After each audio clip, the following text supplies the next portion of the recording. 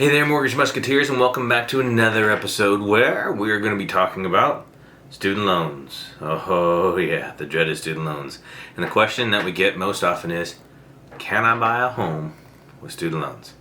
The answer is, it depends. Intro.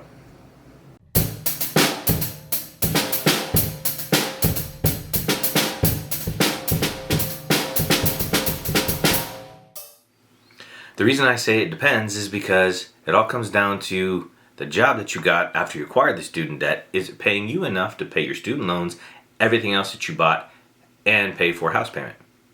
It also depends on what kind of loan program that you have.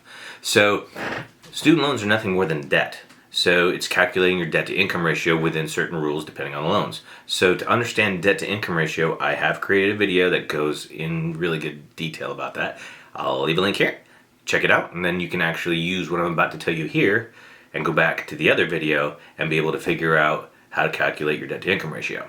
Now, the other question is, what kind of loan program are you using? There are 4 primary loan programs. Here's another link. It breaks down the different ones, and that's your conventional loans, FHA, VA, and USDA, also known as rural housing. All right, so each one of those has its own rules on how it looks at student debt. One of the most common that we deal with is FHA loans. The reason these are one of the most common that we deal with after people come out of college is because that student loan debt jacks up the debt to income ratio, oftentimes beyond the parameters where they'll qualify for a conventional loan. So what we really need to look at is the credit report. Does the credit report show a payment? If that payment fully amortizes over the term, then we can use it. And it doesn't usually happen. Normally what we run into is the payments are deferred, or they're on some kind of income-based deferment. Whatever the case, it normally shows either no payment or a 0 payment. And when that happens with an FHA loan, the guideline says we have to take 1%. So if we're taking 1% of, say, $60,000 worth of student debt, that's a $600 payment that we have to add into the debt to income ratio. If it is showing a payment that's on there and it is less than 1%, we have to go with the higher, either 1% or what's showing on there.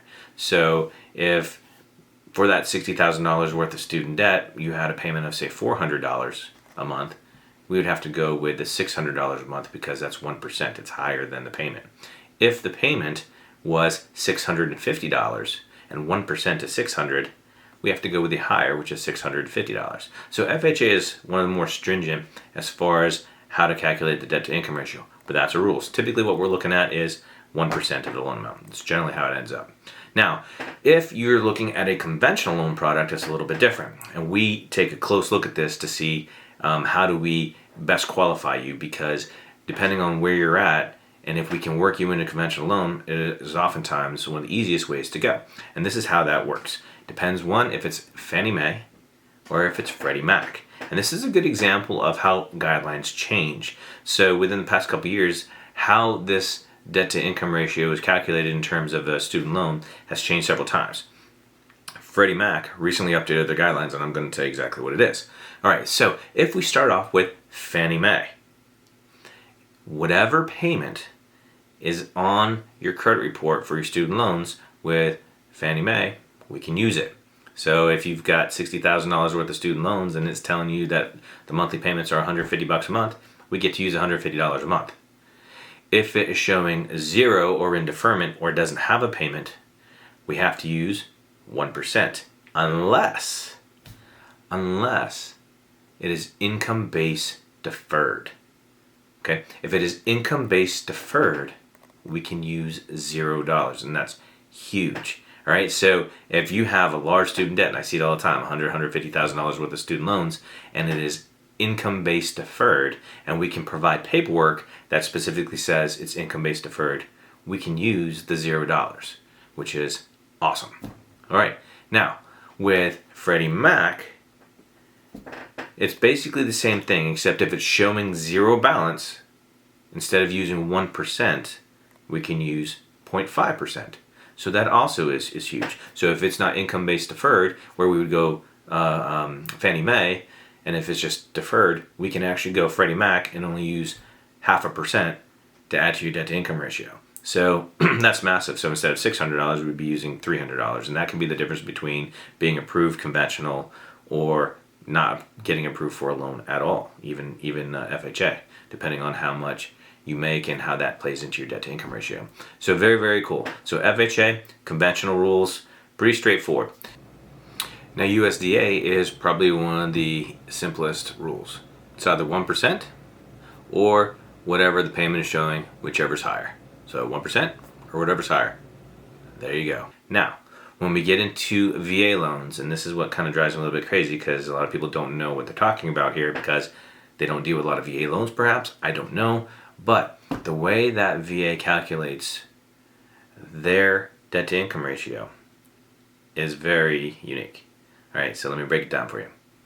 All right, so if the veteran can show payments, or if it shows on the credit report that it is deferred for at least 12 months after the closing date, you don't have to use the debt to income ratio. You don't have to use that student loan in the debt to income ratio at all. So let me say that one more time. If we close on January 10th, if the student loan is deferred more than 12 months from that closing date, in other words, the following February, we don't have to use any payment at all for the student debt, which is fantastic. Now, if there is an actual payment in there, or if there is no payment and we can't show that it's deferred that long, then they have a very unique calculation. So for example, if you had $25,000 worth of student loans, then they're going to take 5% of that, which is $1,250, and then they're going to divide that by 12, which will come out to about $104.17, which is actually significantly better than 1% of that, because that'd be $250 if it was FHA. So again, a good deal. Right now, the other thing that you have to remember is if there is a payment that is on your credit report and it's higher than that calculation we just covered, they're going to use the higher amount. Now, if the payment was actually lower than was that calculation, it can be used if you can get a letter from the loan servicer, your student loan servicer, that basically breaks it down and says that it amortizes. So a lot of benefits for the VA, but it is not cookie cutter and exactly like the others. Okay, so we covered the 4 different loan products. It's actually really pretty simple. People go crazy about it, but it's really pretty straightforward. So if you're FHA, most likely it's going to be 1%. Same thing with USDA. If you are conventional, it depends if you're Fannie Mae or Freddie Mac. So you really got to look at the debt to income ratio, and that's what the loan officer does. We actually take care of that. Okay. Beyond that, VA has a very specific calculation. Again, the loan officer should know what they're doing with VA loans and be able to calculate that for you. So when it comes down to do you qualify and can you buy a house with student loans?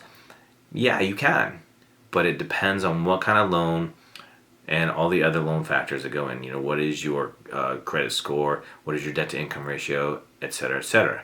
All right, so hopefully this was helpful. It breaks it down really fast. If you have any questions, you can reach out to me. Please leave comments below. Subscribe to this channel. I'm breaking it down to make it simple for everybody to help loan officers and realtors and everybody else involved in the loan process.